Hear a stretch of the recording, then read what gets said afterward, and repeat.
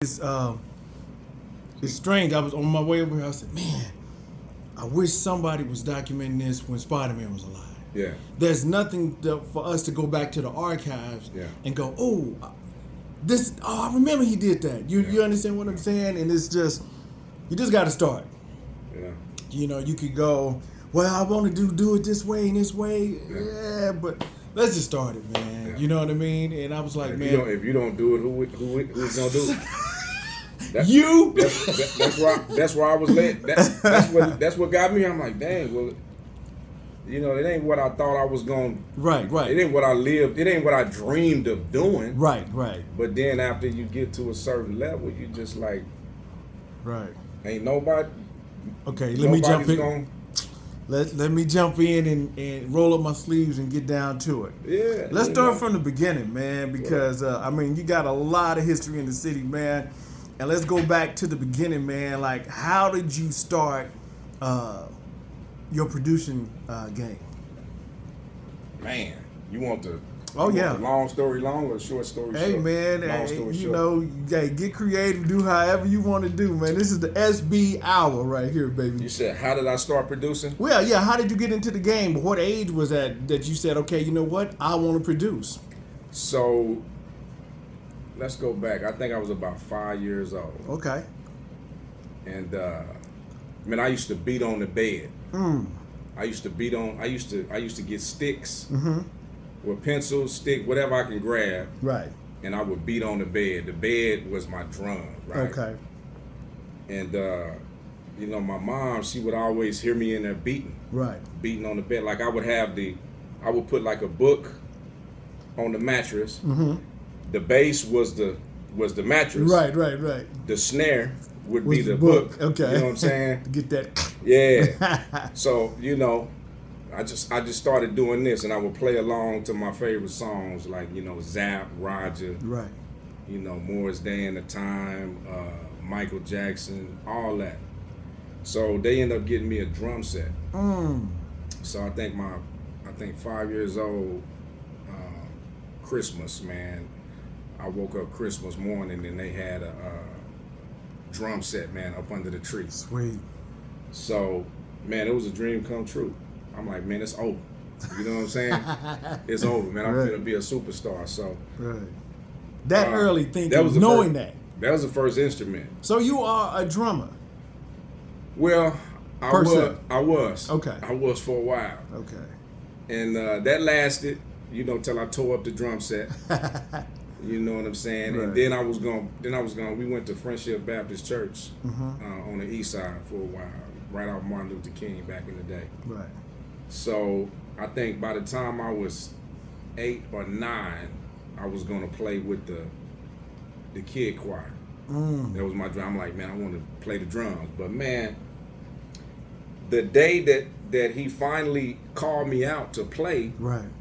It was a Sunday. I'll never forget. I was sitting down. I was still kind of nervous, you know what I'm saying? Right. Just rusty, trying to get better. But he called me out one day. He was like, do you want to play? And man, I froze up, man. That was that first spirit of fear, man, just paralyzed me. I'm like, no, man, right. I ain't ready. I ain't feel like I was ready, you know what I'm saying? So right after that, man, I felt like, okay, well, maybe this drumming thing ain't for me. Right. You know what I'm saying? Then I picked up the keyboard. Ooh, and picked it up you did, dog. So, how long you been playing boards, man? So right after that, let's see, I remember seeing, over 30 years. Okay. But I remember seeing, it was an episode of The Cosby Show. And Stevie Wonder was on there with Theo. And they had this little keyboard with the little sampler on it. Right. Remember that jamming on the one? Yep. And as soon as I saw that, I'm like, man, I gotta have that, whatever that is. So I was begging my parents. I'm like, man, I gotta get that, whatever that keyboard he had. So it was I believe it was a Casio keyboard. Right. And I ended up getting that. So that was my first thing. And I learned how to play. What was that? Axel Foley. First thing that I learned how to play on my own, and then Herman Richmond, the music director at Friendship, man, I was bugging him You know, man, to show me how to play, you know, organ, teach me something. Right. He showed me how to. He showed me how to play in the black keys because he felt like that would probably be easier for me to figure out. And I remember playing that, and then, man, I was just hooked after that. Wow. And man, a lot of people don't realize this, but I never learned how to play music. You know, I never got any lessons, never learned how to read music, don't know music theory. So you're self-taught is basically what you're saying. Self-taught. And when he showed me how to play in the black keys, I never learned how to play in the white. Wow. So all the music that you've ever heard me produce has all been in the black keys. And I think now that's considered like minor keys. Or whatever. So that's why my music has a certain sound, certain feel. Wow. So that's something that a lot of people don't know. But Herman Richmond taught me how to play in the black keys, showed me how to play a couple of little things. Right. And I've been in that ever since. So that's 30 plus years. Ooh. So now when did you start moving towards recording with your instrumentation and started like making beats for artists? Or did you start with yourself first? I think I started with myself. Okay. I think I was about, I'm trying to think here. I think I was about 12 years old. Okay. 11 or 12 years old. And it was a studio called Ambient Sounds. Doug Matthews. Doug. Off of 12. Yeah. 12th of May. There you go. Street, yeah. Everybody went there. So my peoples, Andre Waddles, they had introduced me to a group called Large Enough Posse. And they was working on their music. They recorded at their studio all that time. And they took me to, I was their DJ. I went from playing the drums, learning how to play the keyboard to like, man, I'm a DJ too. Wow. So here I am, I'm DJing, I'm rapping. They picked me up one day, they took me to the studio so I could experience it. Right. And man, they had the, you know, keyboards, they had the, I think it was the Ensoniq 12. ASR, because it kept crashing. That's what Doug had right there. Yeah. So man, that was my first time in the studio, like tinkering around, learning, okay, this is how you sample, this, that, and the third. I'm like, oh, okay, yeah, this is dope. So I started producing my first stuff there. Okay. Spending my money in the studio. I was young, probably like 11, 12 years old. 12 years old. Yeah. Now, when did you make the connection with Record Boy? So that was years later. I want to say early 90s. Okay.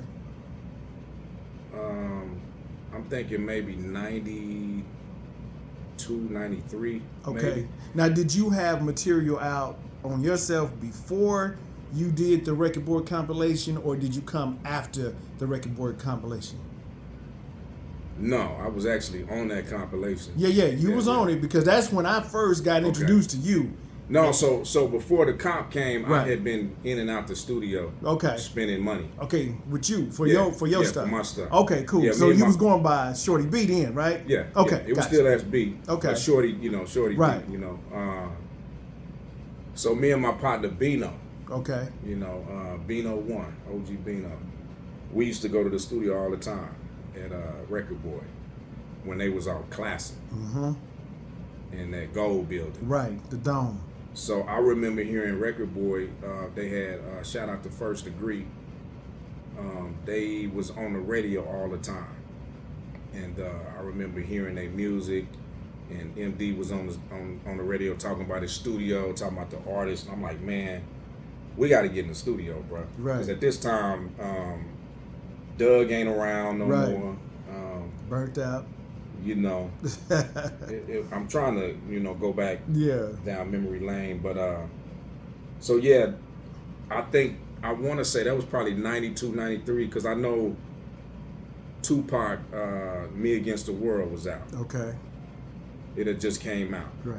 You know what I'm saying? And Tupac was on his way to the pen. Right. So I know around that time we was in and out that studio on Classic. Okay. You know what I'm saying? Right. So then, you know, I would come up there with, I had a Casio CZ1. Right. I got it from a pawn shop, and man, I just was, back in the day, I had the 2 tape decks. I didn't have a full studio yet, right? Right. I had like 2 tape decks. I had like a Boss DR drum machine or something. I can't remember the name of it. But I didn't have nothing to track. I didn't have nothing to track it out. Right. So the keyboard, it didn't have no sequencer or nothing. Okay. So I would have the 2 tape decks, would have the drums playing on one, record it, and add some of the keyboard bass lines, put some chords or something in there. And that was my studio. Right. The earphones was the mic. We used that as the mic. You was putting it together, wasn't you? Man, I had to be resourceful. You know what I'm saying? Right. Because sometimes you don't have everything you feel like you need, but you got to use everything you got. Right. You know what I'm saying? So quick story, man. When I heard the Record Boy compilation, and I heard your joint on it, and then they did this outro or something. You was playing on that joint, and so I hit Spider and I said, "Yo, who?" I said, "Who's playing on that song?" He's like, "Oh, that's SB," and I was like, "Who is that?" He was like, "Yo," he said, "Come to the studio." So I go to the studio that day. I said, "Man, so who's SB?" And he goes, "Cap, you're not gonna believe this, man. This cat came in here. He said, man, the keyboard was like taped up, man. He's like, look. He said, I thought it was finna fall apart, man. I was like, what are you finna do with that? He said, I'm finna play. He said, man, he played the whole thing live, man, and didn't mess up, man. I said, woo, man. That sound about right. Well, you gotta think about it, because I never had no sequence. Right. So you had plenty of time that you had to get it right. You had to play all the way through. Exactly. You had to play it right. You had to play it all the way through. And that's dope, man. And I thought, back then, I thought that's what the best people did. Right, you know what I'm saying? Like, you had to be great in some type of way. Exactly. There had to be something that makes somebody say, wow. But I had so much time to learn before I would get there and practice. But yeah, I would play the bass line all the way through. Even though by the time I got to the studio, they had sequences. Exactly, but you still would play it. Nah, just let it run. That's what he said. He's like, you can only play it like, a few bars. And you was like, nah, I'm going to play through the whole thing. He said you played the bells through the whole thing. He was like, man, this dude is cold-blooded, man. So he really thought very highly of you, man. And that was actually my first introduction of you. How long you been producing total? So you said you started in the late 90s or the early 90s? Yeah, I would say about 92, 93. 92, 93? Yeah, because I say, a lot of that stuff didn't make it. Didn't get released. But I still count that. Okay. Because that's part of the growth. That's when I started. Yeah, that's part of the growth. I still got tapes boxed away somewhere. Right. But yeah, since probably around then, because I know DJ Quick and MC Breed, it was around that time. That's when I had just started going to the studio. Way Too Funky, that album with Quick, or is that the... Ain't No Future in the Front, Ain't No Future in Your Front. For Breed. So Quick was born, it was, I think it was Born and Raised. Born and Raised was his first one. One. Yeah, but so the second one is Way Too Funky. So right in between there is when I that's when you started? in the studio. Ooh, great time.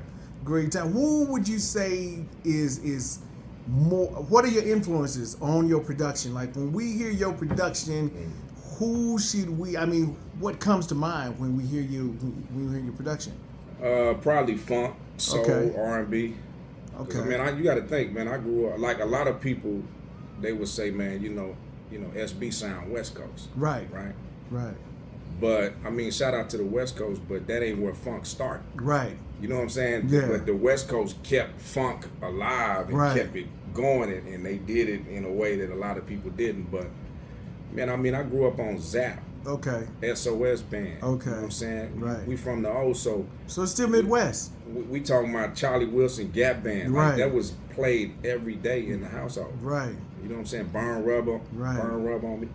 I grew up on all that. George Clinton. Yeah, Ohio Players, Atomic Dog, them. Yeah. Yeah. So man, that's man, that's in me, not on me. Right. That's what we grow. So naturally, you're gonna feel some of that in everything that I produce. Right. You know, I come up with bass lines like that was it. Like the bass line was everything. Right. You know what I'm saying? So, you know, you had to walk them bass lines like a pit bull. You know what I'm saying? He's been walking like a pit bull. But yeah, like Zap, rock, like Morris Day and the Time, the Minneapolis, Minnesota sound. Right. You know what I'm saying? Prince, all that. Right. Man, I mean, that's me. So you're gonna hear a little bit of gumbo from all that, and then, man, I just once it's in you, it's in you. It's hard to let that go. Right. You know what I'm saying? How many artists have you worked with coming out of the Oklahoma area or the West Coast area that we probably don't know, and then some that we do know? I done lost count. But let's see, I work with Be Legit. Okay. A lot of Northern Cali, like Bay Area, Be Legit. Then I work with some of the Sacktown vets, Marvelous, Sebo. I work with Selly Sale. And then I worked with, let's see, that's a cat out of Denver, Okay. Colorado, named Young Doe. Okay. Shout out to Young Doe. He came out here, man, and got some production from me, and he's on. He did a group project with Jay Stalin. That just came out not too long ago. Oh, okay. But man, it's been, I've lost count, bro. Right. It's been, but like, you know, back in the town, like, you know, I work with artists out of Tulsa. Right. You know, Critical from the group Lethal. Man, there's so many people that I can name, bro. It just kind of slipped my mind. But Right. of course, you know, Nitro, Right. Lady Ace. It's been a lot of people, man. There's some cats out of Hugo, Okay. GTP. Worked with them. I done worked with cats out of Lawton. So like 580, 918, 405, man. Like in some way, shape, form, or fashion, I've been involved in some type of way. That's dope. You know what I'm saying? I mean, you're just heavy in the game, man, with what you have done and accomplished in your producer's career, you know, and still doing it. Now, are you originally from Oklahoma or are you from another state? No, born and raised. Born and raised, you know okay. Born in Tulsa. Okay. Raised in OKC. So Okay, got you. Yeah, we came to OKC when I was probably about 2 or 3 years old. So that's all I remember. Okay. And then, you know, I got a lot of family out there in T-Town. Shout out to T-Town. That's my second home. You know what I'm saying? So, you know, I remember going out there just every holiday, every summer. Right. You know what I'm saying? North side of T-Town, Turley, all that, Comanche projects. Right. You know, all that. Yeah. I want to ask you this, man, because ever since I've known you, everything is so professional, man, which is super dope. I'm sitting up here. I'm in the Grindaholik office right here. He's got the PayPal, the Venmo, the card swipe. If you look at his shirt, he's got his own shirt. He's got his. How did you get so business savvy in this game when so many are not?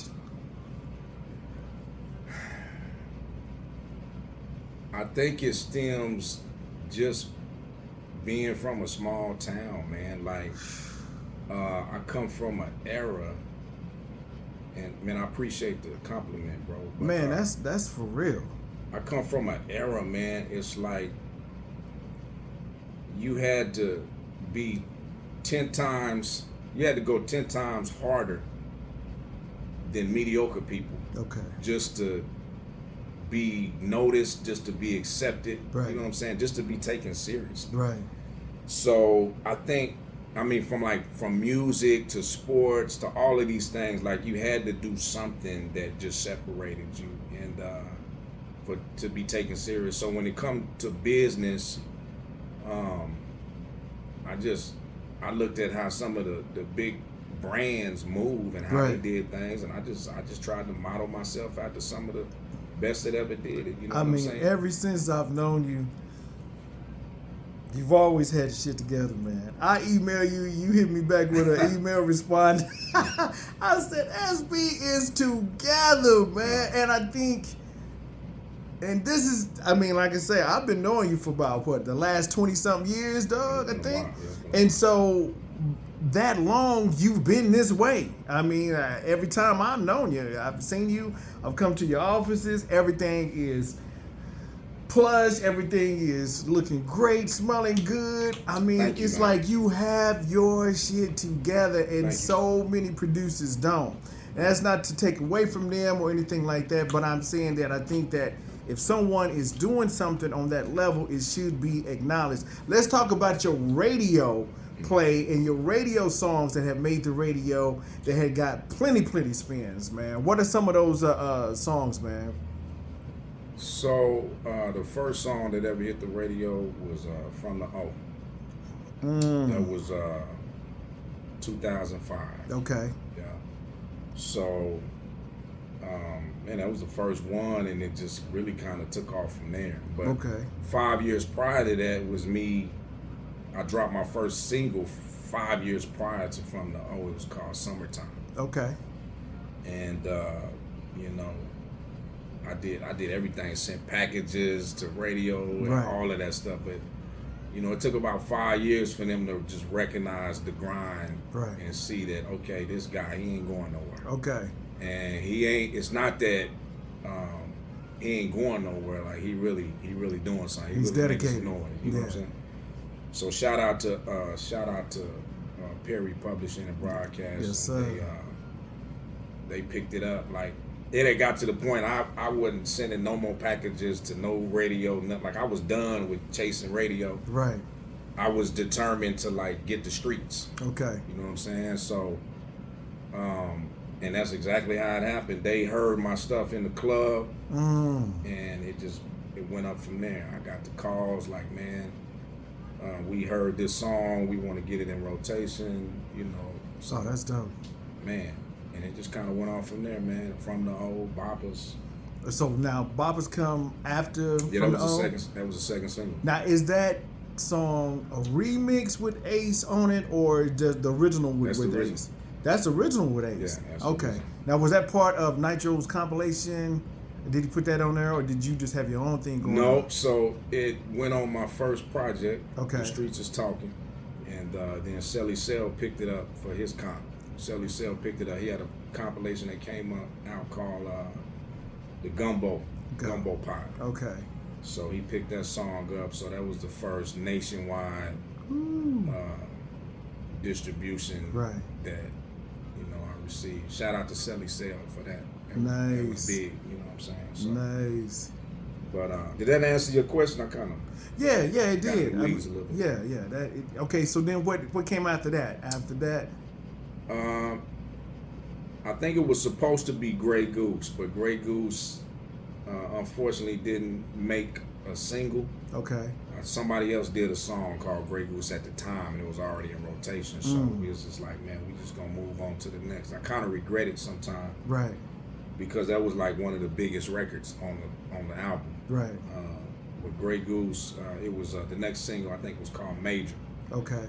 With my partner Bino. Shout out to Bino again. And that's when I brought the talk box out. You know what I'm saying? And to let everybody know, man, you know, look, we do this. Right. Like, how did you start it with the talk box? Now I know Zap and Roger is a big influence, man.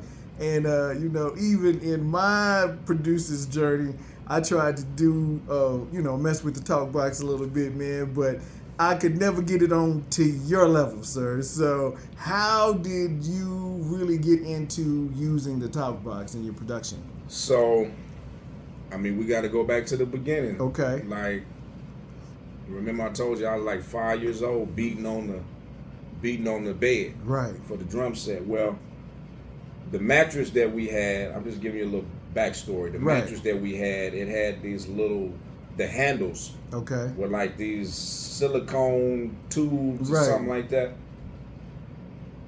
So, me, being the creative, I don't know what you call it, man. I grab some scissors, cut the cut the handles off, the little silicone handle things. Right. And in my mind, that was the talk box because I seen Roger Troutman doing it on, Right. So I would mimic having a talk box and playing the talk box at like 5, 6 years old. Wow. Then years later, man, in the late 90s, my relative, Irvan Russian, Oh yeah. he had a talk box. And Okay. he was known in the family for having a talk box. Roger Troutman actually taught him how to do the talk box. Wow. So he taught me how to do the talk box. And from that moment forward, that was like late 90s. Not late 90s, kind of like mid 90s. Okay. And eventually I ended up getting my own talk box and Right. practicing, and it was just it was a skill that I had, you know right. what I mean? Right. And I just bring it out every so often. But yeah, so late 90s, man, mid 90s, late 90s. How did you join forces with Kurt Dog for that album? I don't know if the name of the album was Knocking, but the single was not called Knocking, right? Yeah. Man, that shit sounds so dope, man. Appreciate it. Oh my God. So Kurt, I'm trying to think. So I had like a really amazing run Right. on radio at the time. I think that was like from 2005. I mean, we just had a good run. And Kurt, I believe he was already having some motion on the radio himself. And a lot of times, man, I would get asked in public, like, man, did you do that? Did you produce that song for Kurt? Right. I think he had a song, I think it was Inhale, Exhale. Now, again, it had like one of them zap claps in it. So I think that's what they associated with your production. Yeah. A lot of people, when they hear something like that, I think it would be kind of, if it was local, I think it would be kind of synonymous with what I was doing. So it kind of had the same vibe. I think a lot of people just figured that we was already working together. Right. I didn't know him. But when y'all had the studio on Classen, right. Me coming to y'all studio and then going to digital media. Right. Across the hall. Yeah, across the hall. Mm-hmm. I noticed that he had a studio there. Right. So that's where we met. Okay. Officially. Wow. And then we just, kind of chopped it up and, it's just exchange information. And then, it just kind of, after me having motion, him having motion, right. It just seemed right. Like later on down the line, like 3-4 years later, it's like, man, we did a couple of songs together. I think the idea was proposed, let's do a mixtape. Right. And we did some songs like for a mixtape, but we both producers. Right. So we would have like some exclusive stuff, and then it just dawned on us like, what we doing, bro? Right. You know what I mean? Let's do it right. Right. So he had a batch of beats that he cooked up and sent, and I think the first one was Knocking. So he sent me that, and man, I'm like, man, that's one of the ones. So, so I immediately got on that to start. That's when I was really, I think, in my element, and man, it just kind of took off from there, man. I was sending him stuff. He's sending me stuff, man, and we made some magic. That project called Honorable Mention. That man, I played that joint, man, for about 2 weeks straight. Yeah. Back to back on loop, dog. I was like, ooh, this shit sounds so dope. Probably, definitely the correct name for the song because it was knocking like a motherfucker, man. That shit was so dope, man. Now, do you think that people know you more as a producer or as a rapper? I would say probably as an artist. Rapper, okay, just as an artist. A lot of people didn't know that I produced my own music. Damn. Because it's nothing that I ever just talked about. Right, you just did it. I come from that era like DJ Quick, you know what I mean? Right. DJ Quick was a producer, engineer, right, musician, you know what I'm saying? Right. Artist. Right. And that was like, when I came up, that was just like normal. Right. You know what I'm saying? It's like, okay, well, you gotta learn how to do it all, because Right. you may not have the luxury to have somebody doing it for you. This is true. And then being in the O, you know, you gotta be resourceful. Right. So I just had to. I think I end up doing all of these things by necessity. Okay. I didn't have the luxury to just hire a producer and sit in the studio in Hollywood for block it out for weeks at a time. Right, We didn't right. have that luxury out here. Right. You know what I'm saying? We had to figure out how to not get sucked in the belly of the beast with the streets, Right. and do something with our talent, you know, to kind of, you know, change the trajectory of where we was going to end up, because it was treacherous back then. You know what I'm saying? Right. How did you get into shooting videos, man? Your eye for shooting these dope visuals, man, for different artists around the city and outside the city, man. How did that take place? Man, I think it was a natural progression, because, you know, when I think back, when I was having some motion with the from the old project and Right. boppers and all that, I was hiring people to follow me and document some of the journey. Okay. And I remember, you know, I'm paying $150 an hour, you know, just to have somebody just follow me with a camera. Right. And you know, it got to the point where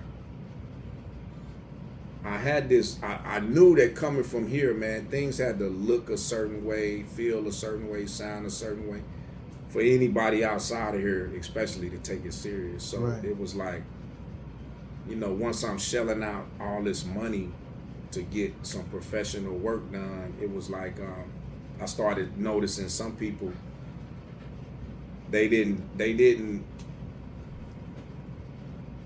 how can I say it? They didn't care about some of the little things that I thought that would kind of make or break us. Right. You know what I'm saying? Right. As far as like certain shots, certain angles, certain just, I don't want it to look amateur. Right. You Right. know what I'm saying? Right.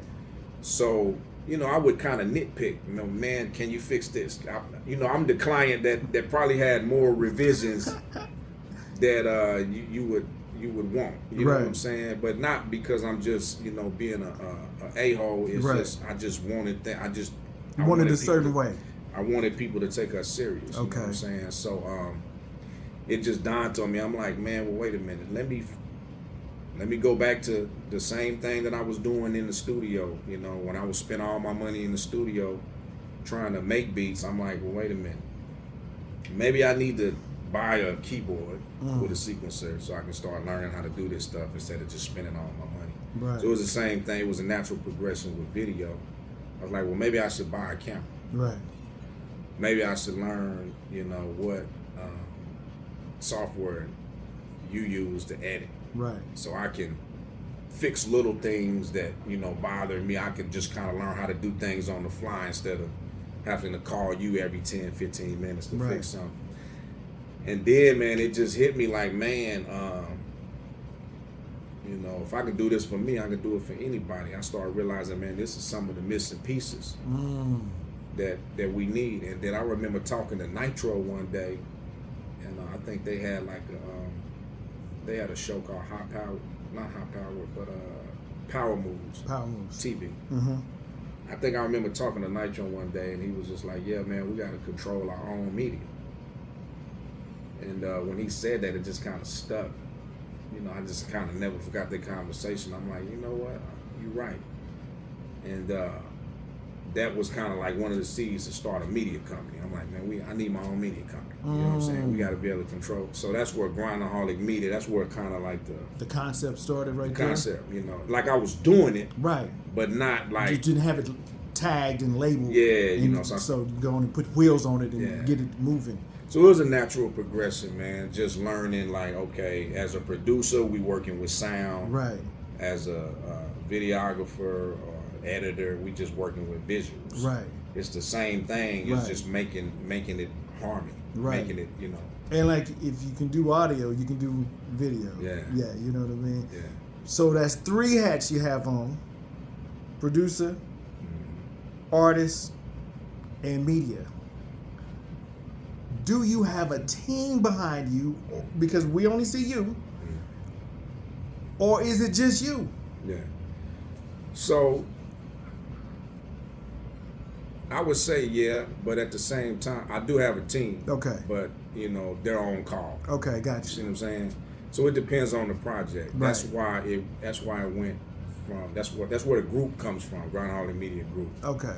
So like, man, when it's time to do some of the big projects, I mean, you got to have a team. Right. You can't do everything. This is You true. know what I'm saying?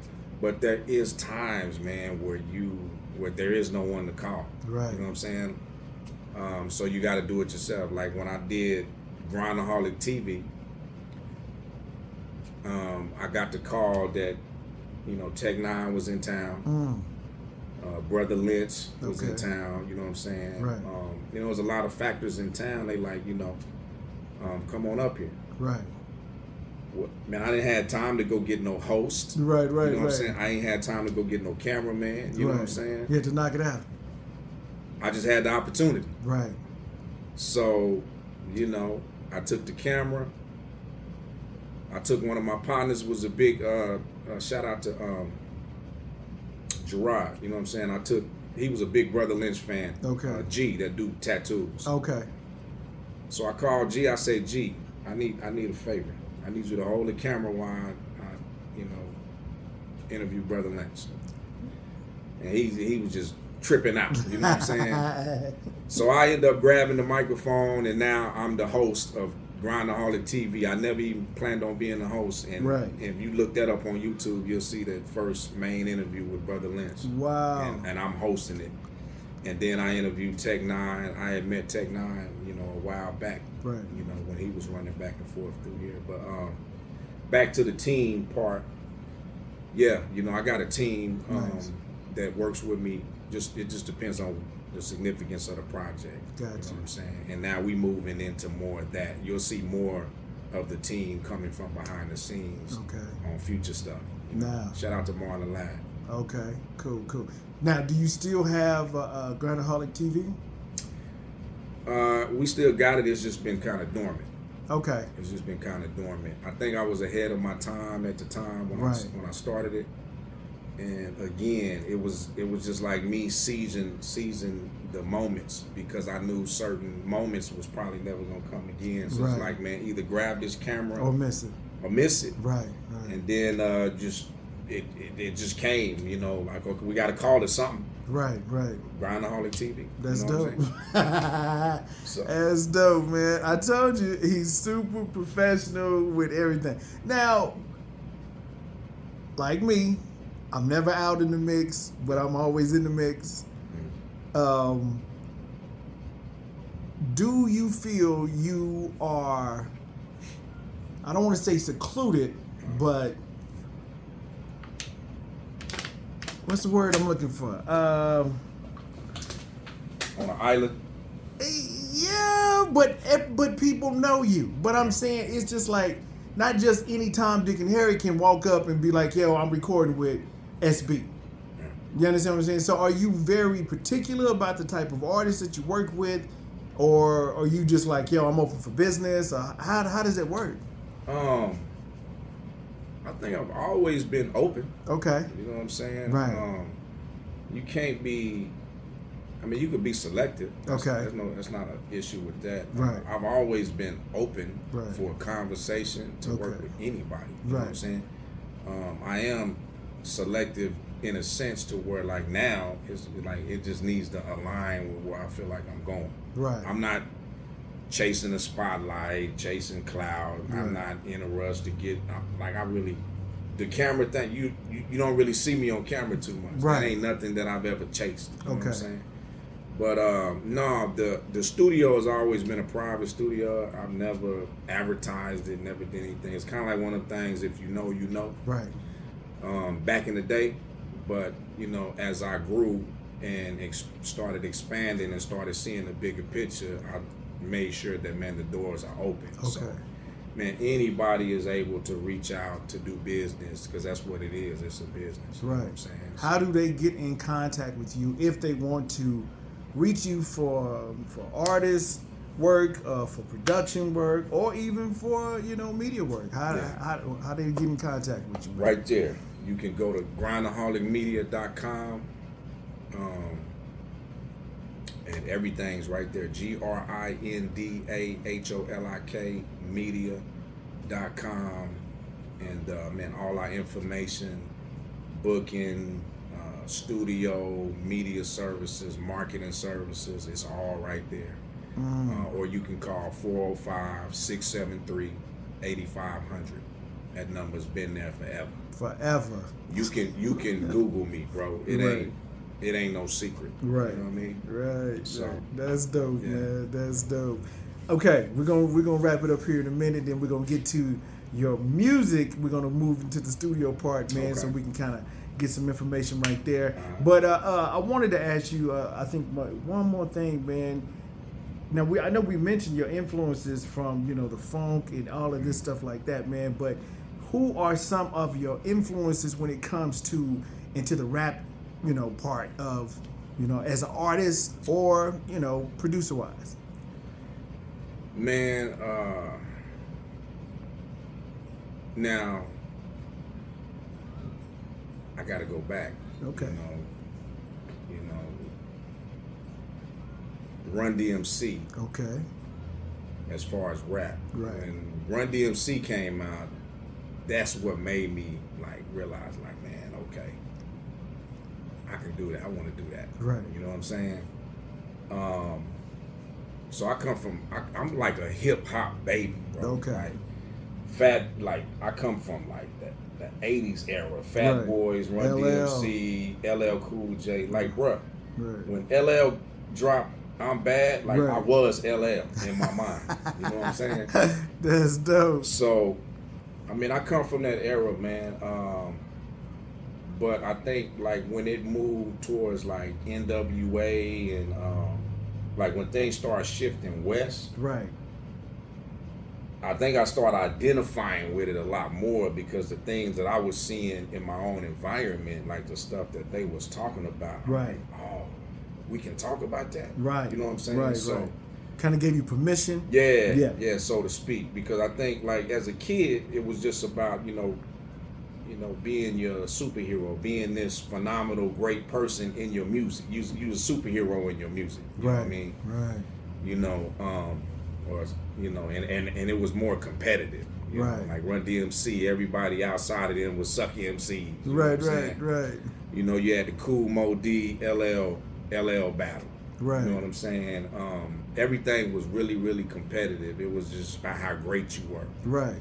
And then it moved to man, what's going on in your environment? And then I just identified with that. So definitely a lot of influence from the West, from DJ Quick to in Dr. Dre, NWA. Then moving, into my adolescent years, I think the biggest influence came from the Bay. You know what I'm saying? Because they put a lot of game in their verses. Right. And then they made the type of music that I grew up on. Right. So if you putting some knowledge, okay, here's how you maneuver. So Tupac, right? Right. I remember when he was with Digital Underground. You know what I'm saying? Dancing. Yeah. But just that, but that's the Shock G and Digital Underground, all that. That's Bay. Yeah. That's the Bay. So I just grew up on that music, man. And then when I think 93, 94, Pac was the biggest influence on me because he helped me realize, okay, you can talk about what's going on in your environment, but you can actually stand for something. Right. Too. You don't gotta just be part of the problem. Right. You be part of the solution. He had a message. Right. And his music really, really resonated with me. So, and then I learned about. I know he was in the Bay Area for a while too. Right. I knew about Richie Rich and all them. So it's just kind of when I started seeing all these people come together, I just felt man, okay, I knew I wasn't tripping. There's some synergy with what the Bay is doing and what I see out here. You know what I'm saying? Right. So 40 Watt, when I learned about 40 Watt, The Click, Be Legit, Selly Cell, all them has been influences. You know what I mean? From even production from Mike Mosley to Sam Bostic, all them. like they made the type of music that I grew up on, so they Right. was always influences too. Now you said competitive. Do you consider yourself competitive when you are making beats and tracks? I think maybe back in the day, but like I don't really think of the only person I'm competing with now is me. Got you. You know, Right. I've just always wanted to make something that you can feel right there in your chest. Right. Like I'm competing for your heart. Right. You know what I'm saying? Your soul. Right. Like, because it's one thing like just to be popular, but it's another thing to have purpose. And I just feel like, man, if your music can hit somebody right here Right. and take them away from everything that they got going on, it served its purpose. Right. Because everywhere in every sector in these streets, in these hoods, in these neighborhoods, somebody going through something. Right. Like we all got similar stories. Right. You know what I'm saying? It ain't no big me, little you, or your struggle is worse than mine. We all got something. Right. But like if your music is supposed to take you away Exactly. from whatever it is you're dealing with and give you a good feeling. You see what I'm saying? Yeah. Like when you play Isley Brothers or Frankie Beverly and Mays, like it's a vibe. Right. So even if you're talking about what's going on in your environment, it's still supposed to be a vibe about it. It's still supposed to be something about it that, like, man, this is like it should be it should take your mind on a trip Right. mentally. You know what I'm saying? Right. So I'll be competing for that type of space. Okay. You know what I'm saying? I ain't like worried about who doing what. Right. I think back in the day you had to, because you was competing for, like, there's only one number one spot. Right. There's only so many people that can get on the stage. There's only so many people that can be in the top 10. I get that. Right. But I wasn't in sports. So the competitive part, it didn't last that long. You know what I'm Right. saying? I was more purpose over popularity. Okay. You know what I'm saying? Now, if you could tell that up and coming producer some advice so they can stay on track, stay grounded, and stay pushing, what words of wisdom could you give them? Just remember, it's not about what you got. I know it feel like it sometimes, but it's really more so about what you do with it. You know what I'm saying? Like I said, you know, I started with a Casio keyboard from the pawn shop, bro. You know what I mean? My microphone was the headphones. My first drum set was the bed. Right. The first talk box was not the talk box. It wasn't connected to nothing. It was just a tube that looked like the talk box. Right, You know what I'm right. saying? You gotta have an imagination, and you got to use what you got. You may not have everything that you need, but you got to use everything that you have. You know what I'm saying? Right. And then you got to realize that in this game, it's not always what it looks like. Right. You know what I'm saying? Like people, one thing that I realize about us is we figured out how to look good. You know what I'm saying? Right, right. Because you ain't supposed to look like what you're going through all the time, This especially is if you're true. going through. You know what I'm saying? But Right. we've mastered how to look good. Right. But just because something look good don't mean it is good, man. You never know what a person is going through internally, bro. And you know, you never know what somebody's struggling with. So just treat everybody with that in mind. You know what I'm saying? Treat people how you want to be treated. Right. You know what I'm saying? A lot of times we hide our struggles. We hide, you know, the season that we in. We could be in the winter season, but I mean, man, we out there looking fly as I don't know what. But Right. man, you know, it always ask a person how they doing. Right. You know what I'm saying? Don't let the smoke and mirrors fool you, man. Right. Because I tell you, man, some of the things that you go through are how you making the best music that you ever made. Right. But you know, if I could give somebody some advice, just be resourceful, use what you got, And just remember, man, nobody owes you nothing. Right. You know, nobody owes you nothing, man. But you have an opportunity. Every obstacle is an opportunity for you to do something that has never been done, and for you to show people how it could be done, or for you to set the standard for the next time it's done. You know what I'm saying? Right. These are some things among many that I've learned along the way. Right. And I'm also working on I'm almost finished with my first book. It's called The Score. Okay. Nice. And it's about the game that a lot of people don't even know you playing mentally. Right. And if you don't even know that it's a game, how you gonna win it? If you don't know the game you're playing, how you gonna win it? So, but yeah, that's the advice I would give any producer, man. That's you know dope. And rep your town, man. Rep where you from, man. You know, I come up in an era where they was just like, bro, you know, wherever you go, man, don't tell nobody you from Oklahoma because they ain't gonna take you serious.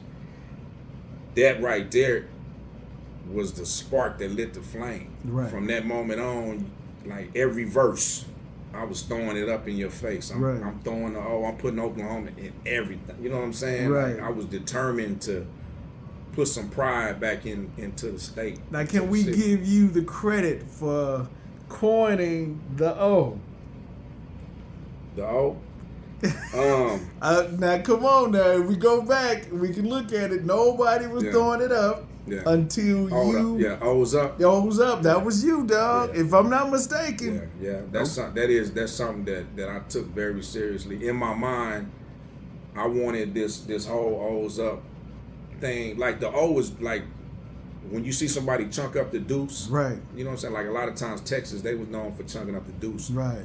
So ours was the O. Right. You know what I'm saying? So it's kind of like if you know, you know. Right. You know what I'm saying? It just means, you know, when you see somebody throwing up the O, man, it's like they get it. Right. That's all 3 area codes. That's all. It's Oklahoma. It's all of us. You've always we all won. Yeah, you've always ripped all of them. Yeah, you know, it's not.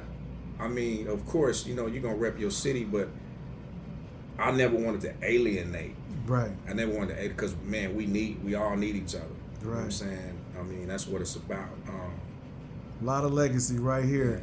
Yeah, SB the Grindaholik, baby. Man, I appreciate you having me, Cap. Dope, man. You know Dope, man. I had to come get you, big Yes, dog. sir. Yes, sir. Let's We move gonna into get to some music. Yes, sir. All right, let's do it. Cool.